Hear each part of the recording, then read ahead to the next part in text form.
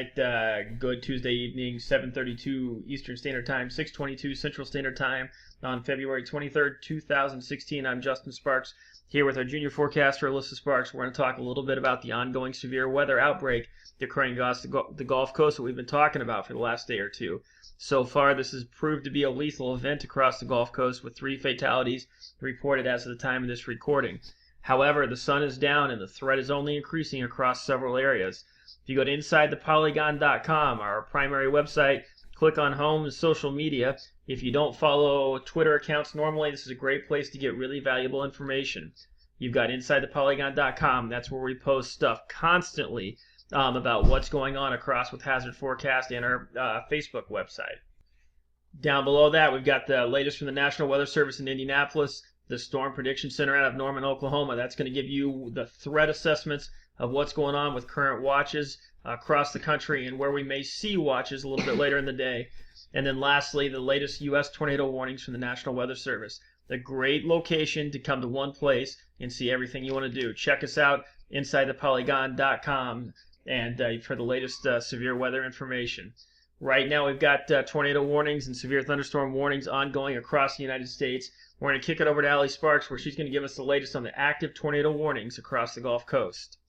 Tornado warning, Alabama, Baldwin, Clark, Mobile, and Washington. Expires in 39 minutes.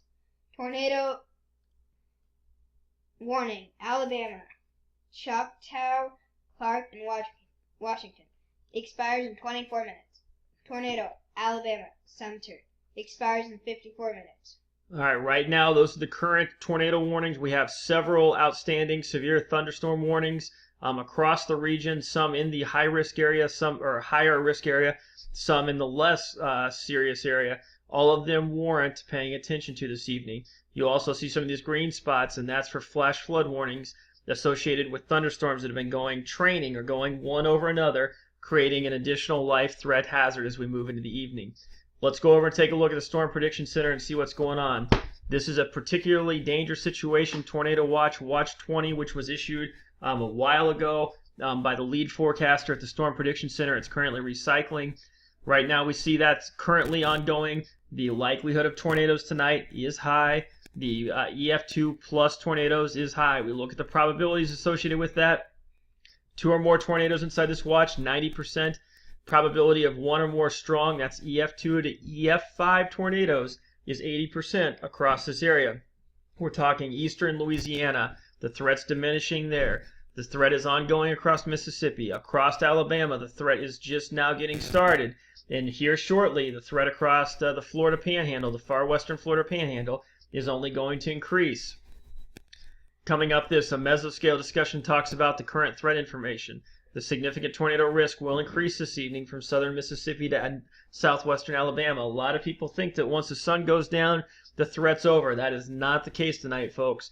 I expect and suspect, unfortunately, that the loss of life that we'll see tonight will exceed what we saw during the daytime when people could see this coming. We look a little further. Mesoscale 131 is currently in effect. We have an increasing risk for wind gusts and tornadoes during the next 4 hours.